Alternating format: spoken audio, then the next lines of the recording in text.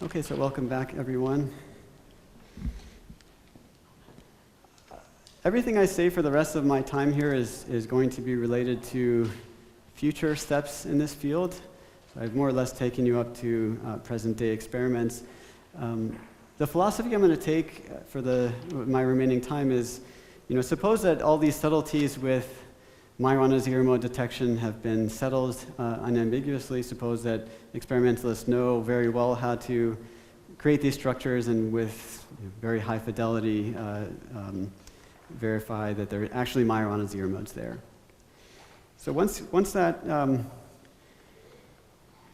scenario takes place, one can ask, well, what do you do next with such devices?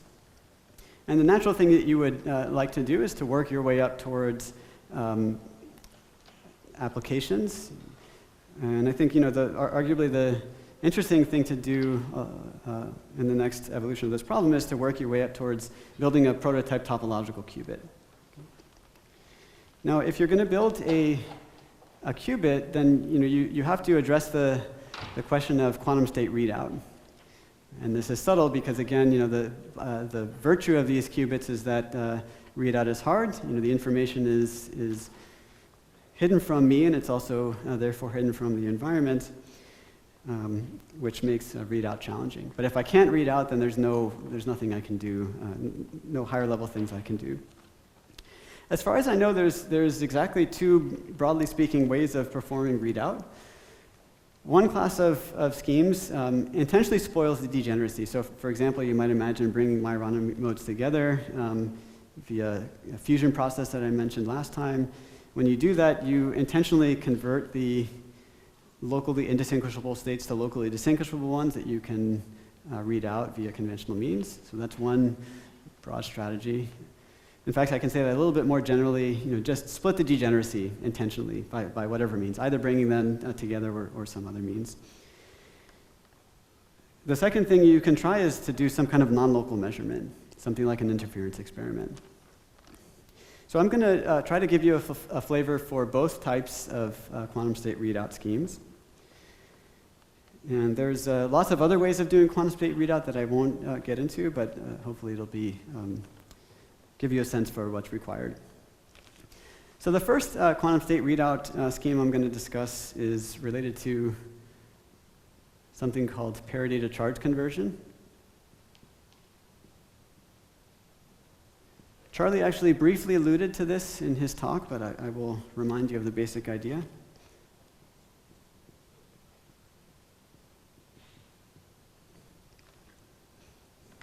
So let's consider the following setup.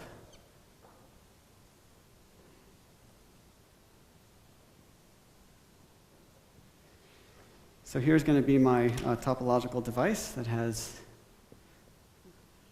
at least in some circumstances, Majorana zero modes, gamma 1 and gamma 2. Here I'm going to make an additional stipulation, which is that this part of the system is actually mesoscopic. The fact that it's mesoscopic is extremely important for what I'm going to say, and I'll comment on where that mesoscopic nature comes in shortly. All right, so I'm going to take that mesoscopic topological superconductor and couple it to a macroscopic trivial superconductor that will be grounded. And I'm going to link these things up by a tunable barrier.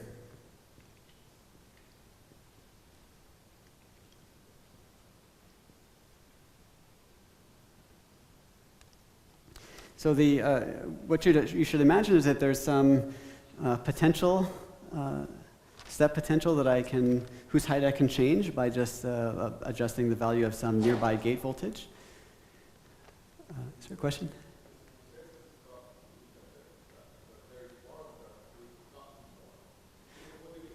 Yeah, okay, so good question. So the question is, what do I mean by mesoscopic? I think in particular in terms of the separation of the Majorana zero modes.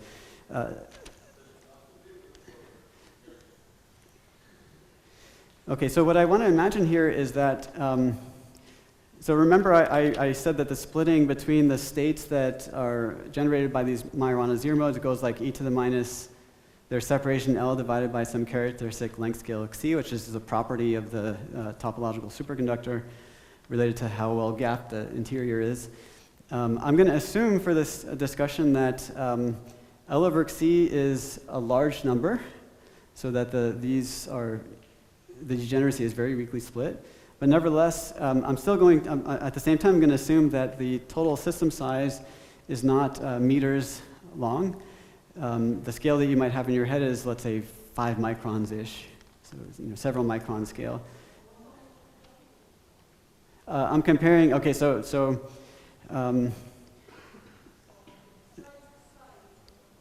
yeah, okay, so the other thing I suppose, well, there's going to be charging energy that I'll invoke shortly, and I would need the energy difference between having, let's say, charge Q and charge Q plus 1 on this region when it's isolated from everything else to be large compared to temperature. I think that's the requirement. Okay, so this tunable barrier here allows me to control how well coupled this mesoscopic topological superconductor is to this bulk trivial superconductor.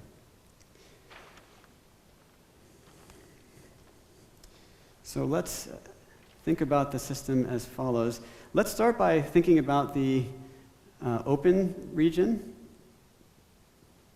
And when I say open, I mean that this tunnel barrier has been collapsed essentially to 0, so that charge can easily swim back and forth, shuttle back and forth between this trivial superconductor and that mesoscopic topological superconductor.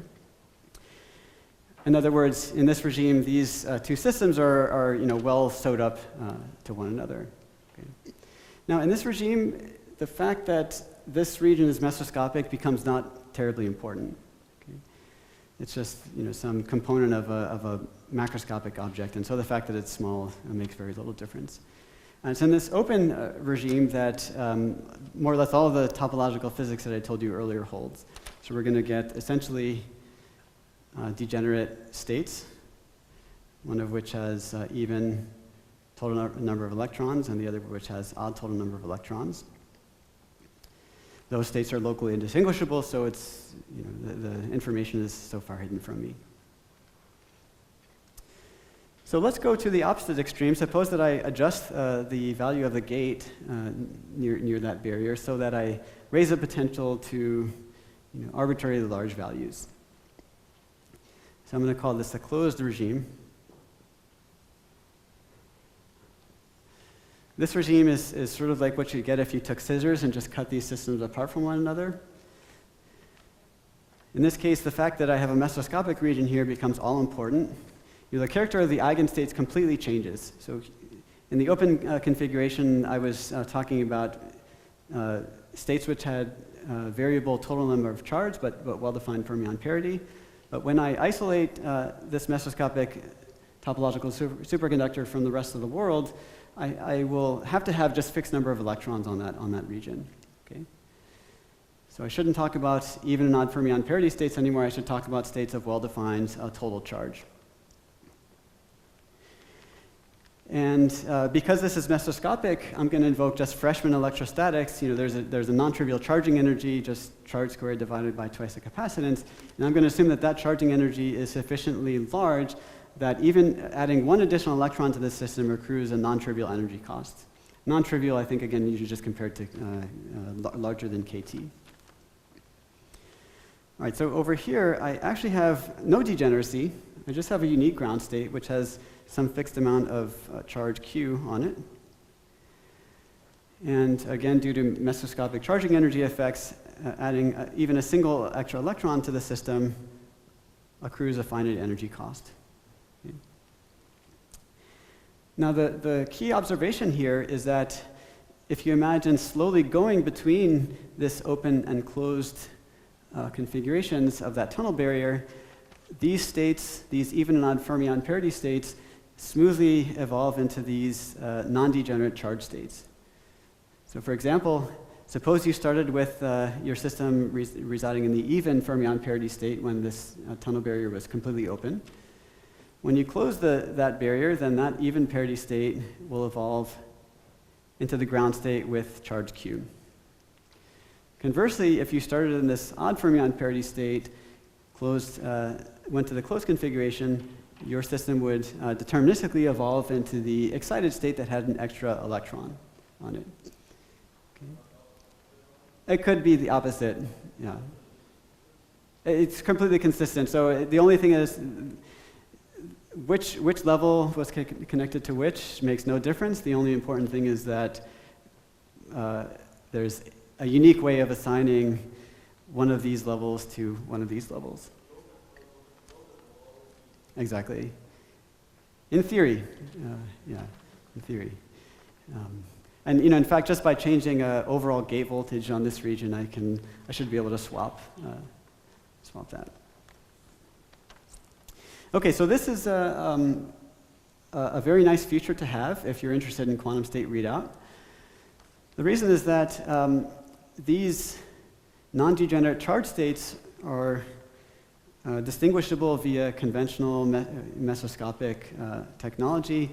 So I could introduce some charge sensor, which amazingly, has a sensitivity to detect the presence of even an additional single electron on that device.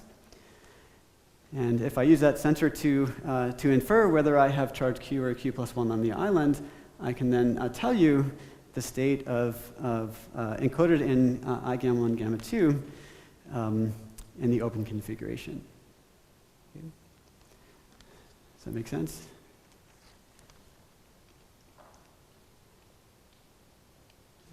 Okay. Incidentally, you could also use this for initialization. So suppose I didn't yet know what was going on here. I could start in this closed configuration, perform a charge readout. Suppose that I read out Q electrons. Then I can go to the open configuration and deterministically initialize my system into one of those two ground states. Okay. So this is called parity to charge conversion. I guess for obvious reasons, I'm converting these parity states to charged eigenstates, which then I can read out via conventional methods.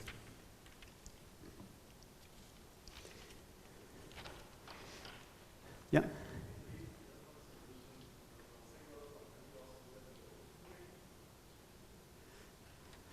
Well, okay, so the question was why can't I use this sensor to distinguish these states in the open configuration?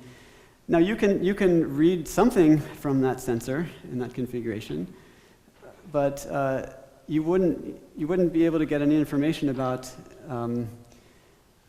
which state you were in. Essentially, the sensor would return exactly the same value, modulo exponentially small corrections, independent of whether you're in this state or this state. That's just reflecting the local indistinguishability of those states.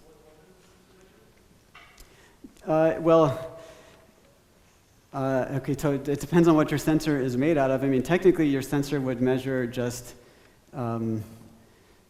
conductance through some quantum dot, for instance. And you have to,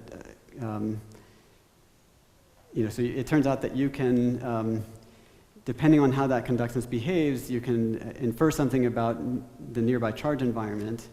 So it's not like you're exactly measuring the charge on some region. It's, you're sensing the configuration of charges in the vicinity of that sensor, but in a somewhat indirect way. Any yeah?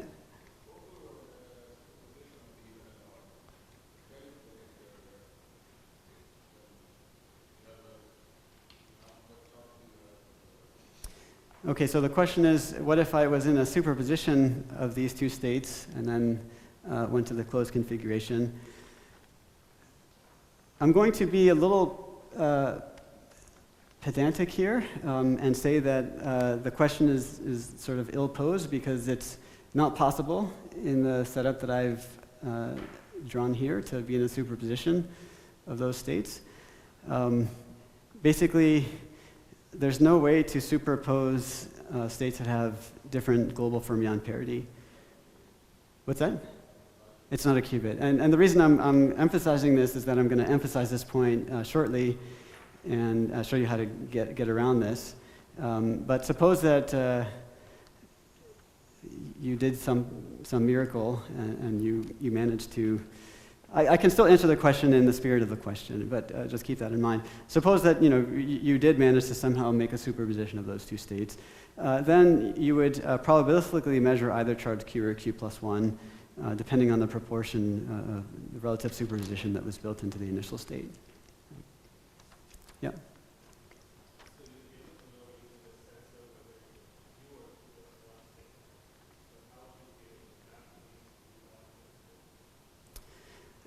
Do you mean how would I know whether I had even or odd? I don't really, I'm not sure I would be able to determine that, but I also don't care. All I need to be able to do is distinguish one from the other. Whether I call it even or odd is sort of incidental.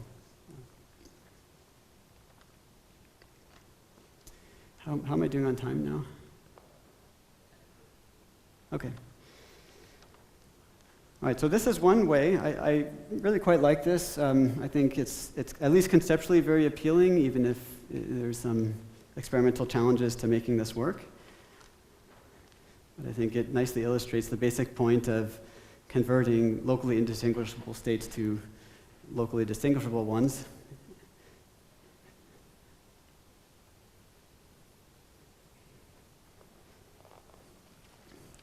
So let's consider a separate readout scheme which has a quite different philosophy.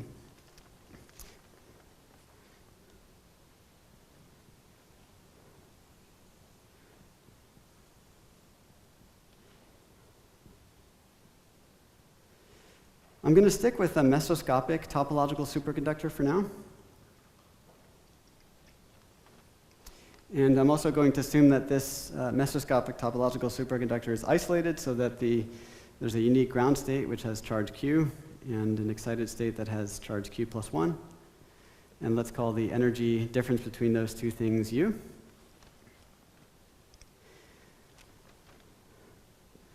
Suppose now that I attached leads, one lead to the left side and a second lead to the right side, and I'm just interested in driving current from this left lead to the right lead and measuring the conductance. So let's think about what happens if you were to actually do this experiment. So you could take an electron, which is described by some operator, which I'll call C left, because it's in the left lead. And that electron can couple to gamma 1 via some amplitude T. And when that electron from the lead hops onto the island via coupling to gamma 1, if you started in the ground state, then your system would enter an excited state, right? Because you've added an extra electron there. Now it's possible for that extra electron, once the charge spreads out across the whole device, which happens on very short timescales, that additional electron need not come back from where it came, but instead it can hop onto the right lead via and form an electron, which I'm going to call CR, because it lives in the right lead.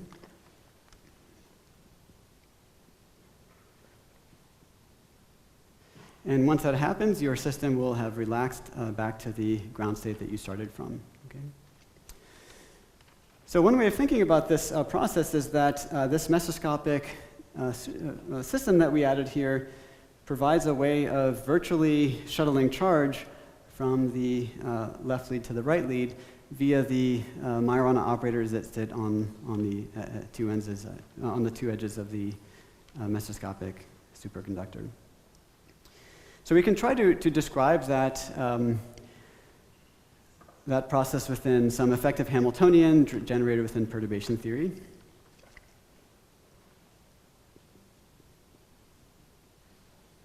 Okay, so that effective Hamiltonian would look something like T squared over U, because I had to have two applications of tunneling before I return my system to its ground state, and U is just the energy denominator that you would apply, that would ordinarily obtain in second order perturbation theory.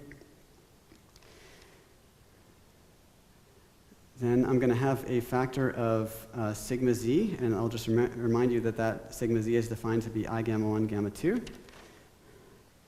times C left dagger C right plus Hermitian conjugate. So you could certainly do this more systematically. I could have started with a Hamiltonian that described these two states. I could have written down a tunneling term that links C left with gamma 1, another tunneling term that links C right with gamma 2, and just do second order perturbation theory, and this is what you're going to get. Okay. Does this seem okay? Is anybody actually okay with this? Okay, couple people.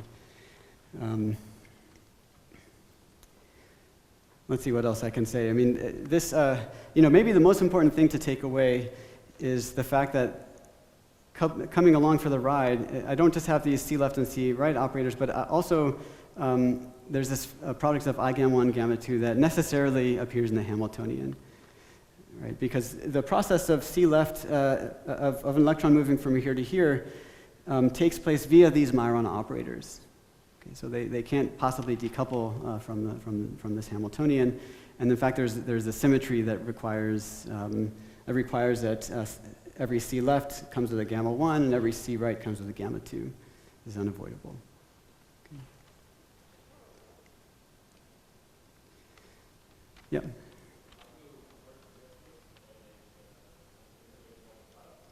Yeah, just imagine doing that. Oh no, all you need, the coupling between C left and gamma 1 and between gamma 2 and C right are sufficient. Sorry?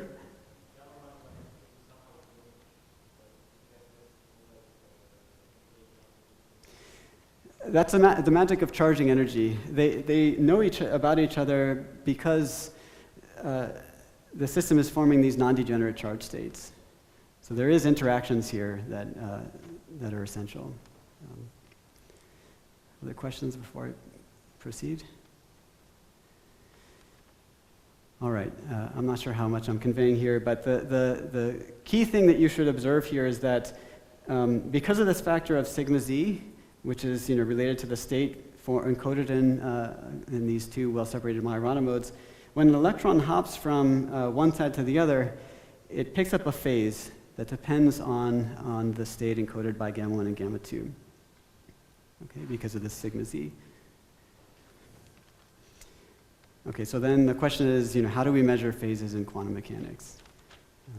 Not super easy to do, but there's a tried and true approach.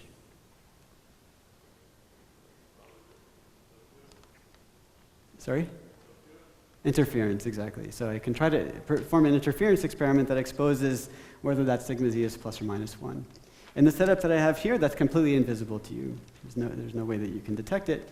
But if I give the electrons another way of making their way from here to here, then the two paths, one of which involves the Majoranas and the second of which does not, can interfere.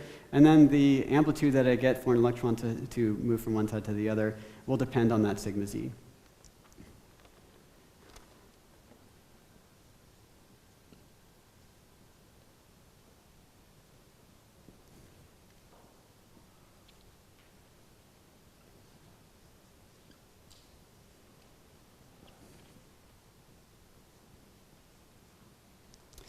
Okay, so to read out that sigma z dependent phase acquired by the electrons, I can add a reference arm.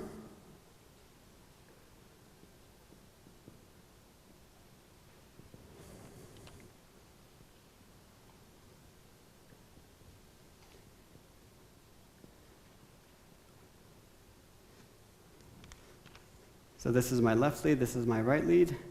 I'm now going to break this up into two pieces. So now an electron has two paths. It can go via the upper leg or the bottom leg. And once again, those paths interfere with each other. And the conductance that I would measure takes the form G0 plus sigma z times delta G. And I don't really care what G0 or delta G are. The only thing I care about here is that I'm going to get two different possible values of this conductance depending on the state sigma z that's encoded in that pair of Majorana operators. So if you measure conductance, you can infer sigma z. Okay. So this is a different kind of measurement. I haven't really split the degeneracy. Well, I guess I did here, but the essence of this measurement is that you're doing some non-local interference. And maybe I should say that a nice feature of this particular approach is that you could define related circuits that perform not only measurements, quantum state measurements of pairs of Majorana operators, but actually quartets of Majorana operators, 6 Majorana operators, and so on. So it's actually a very flexible and powerful method of performing readout. Suppose that now let's propel ourselves even farther into the future. Suppose that you have the ability to reliably read out quantum state encoded in pairs of well-separated Majorana zero modes, which you're absolutely sure exist in your device. What's the next thing to do? Okay. And I think the most exciting thing to set your sights on is building the first prototype topological qubit.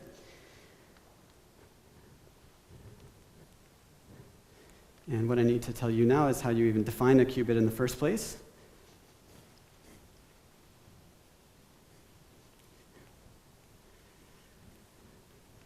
Now, it may seem that a pair of Majorana modes is sufficient because you get 2 degenerate ground states. But as I was emphasizing in the question that someone asked earlier, that's not a useful 2-level subspace because it involves states that I, as a matter of principle, can never superpose. Okay.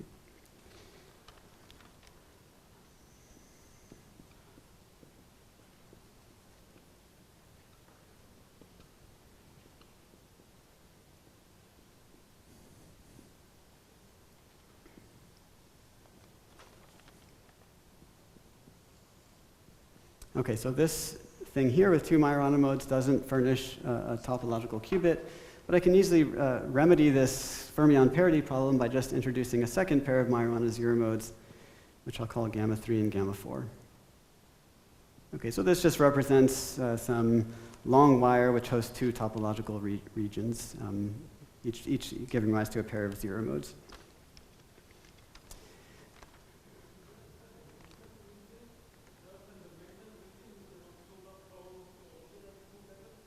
It's a very deep reason. It's related to just locality.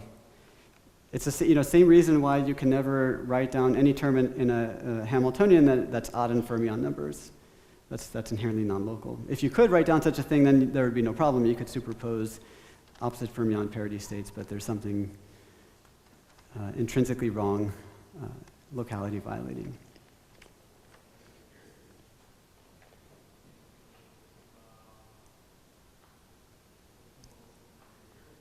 I'm sorry?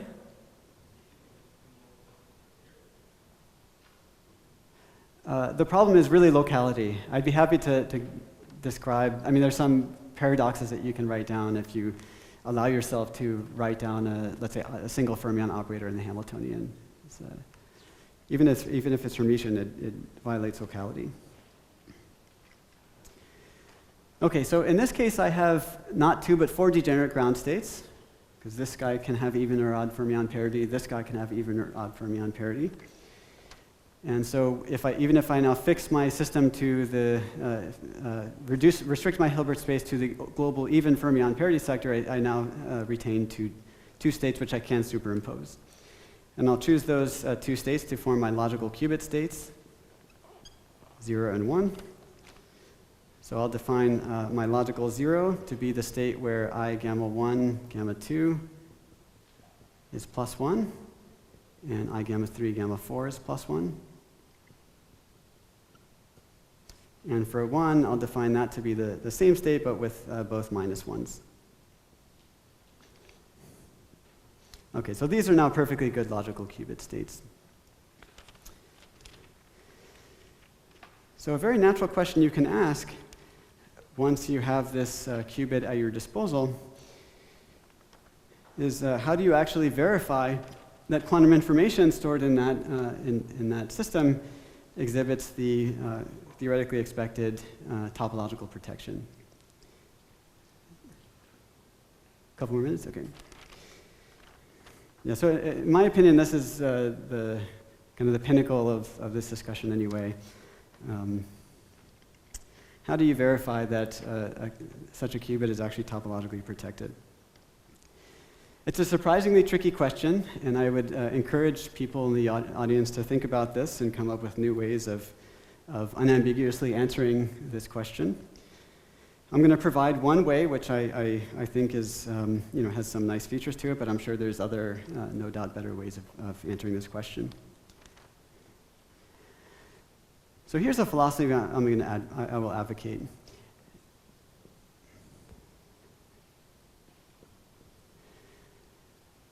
So remember that my 0 and 1 states are never going to be perfectly degenerate. They'll be split by some quantity omega, which defines the natural precession frequency for this qubit. And omega, as I've mentioned a bunch of times now, goes like e to the minus L over xi. And that length scale depends on various physical parameters, microscopic parameters governing this device, which I'm just going to schematically denote by G1, G2, G3, and so on. Okay, so those quantities, those G's, you might think about them representing things like magnetic fields, chemical potentials, spin orbit strengths, and so on. So at least some of those I can actually, are knobs that I can tune to vary that coherence length, and in turn, vary that splitting between my 0 and 1 state. So there's clearly a multi-dimensional space associated with this splitting. I'm going to just simplify things and just draw the precession frequency omega as a function of just one parameter g, which is schematic for this multi-dimensional space. So let's suppose that you start out in some region of this plot with a bad topological qubit, so that the splitting between 0 and 1 is a sizable, some sizable energy. And in terms of this expression here, you might imagine that L over xi is not that big. Maybe it's 1 or 2. So these states are by no means degenerate, and if they're not degenerate, it means that they're not locally distinguishable. And if they're not locally distinguishable, it means that noise can actually mess up your qubit. Suppose now that as I increase G, I make my qubit better and better by making L over xi larger and larger, in turn collapsing that splitting exponentially. Okay, so up here, this is omega. Up here, I would say you have a bad topological qubit. And down here, where this splitting is collapsing to 0, this is a good topological qubit.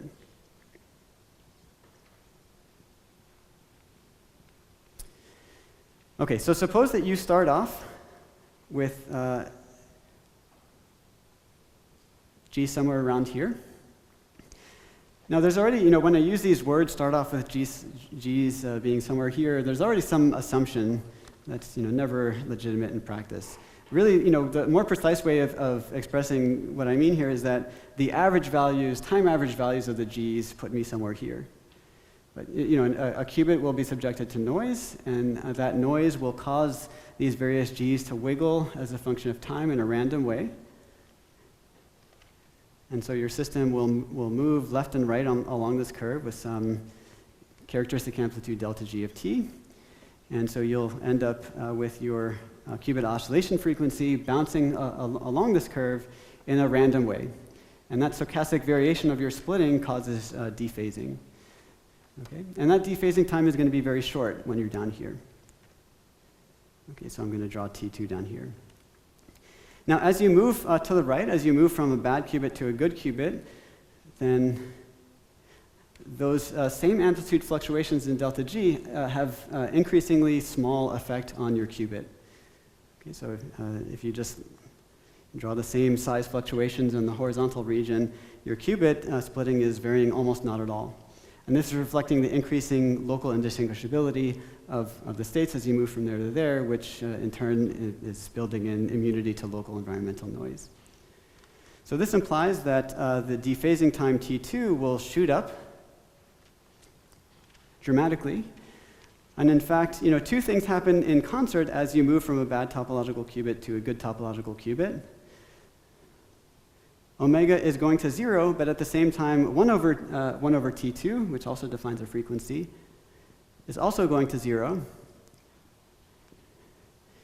and they do so in a correlated fashion. So this is a very unusual feature to expect for a qubit. And I think this is, you can almost take this property as a definition of a topologically protected quantum memory. Okay, so if you saw this very unusual scaling relation, I think this would be a very clear-cut signature of topological protection that's being built in as you make your qubit better and better. So incidentally, I'm far more excited about this experiment being done compared to even things like braiding, which are usually hyped as the the killer thing to see in this game. But there's a lot of nice features of this kind of experiment. You can do it in a single wire. Requirements are comparatively minimal compared to braiding, and yet you get some crucial information about about anyon physics and topological qubits that would go a long way towards hopefully validating these kind of devices for future technology. Say again? Temperature? Well, temperature, I'm not really sure I know what you mean by that. Oh, T1. I mean, T1 should also be exponentially long in the same sense. In fact, there's similar scaling relations that you can write down that relate omega and T1. Yeah.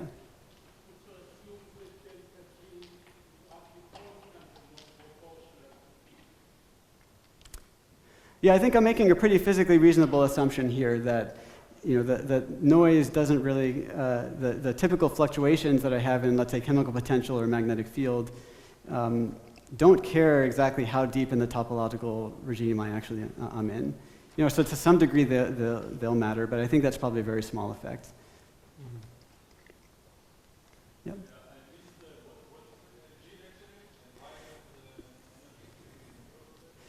Yeah, so G, so there are various microscopic parameters that describe these kind of devices that tell you how, over what length scale these Majorana zero modes spread into the bulk. So for instance, if I change the magnetic field or I change chemical potential, eventually I could just exit the topological phase entirely, in which case I just make C infinite. Okay, so that would be sort of the extreme limit of the worst possible topological qubit you could imagine. And so if I can start there, then I can imagine moving not towards a trivial phase, but deeper into the topological phase by, for instance, just changing, again, chemical potential and or magnetic field. And that would take me from here in this direction. Okay. So these are just physically tunable knobs that you have access to in the lab that should be able to sample, to some degree, this scaling relation. Okay, so I think I need to stop, but I hope that some of you will be interested in pursuing this kind of problem. There's lots of interesting open questions in the field, and we certainly need fresh ideas. So thank you for having me here.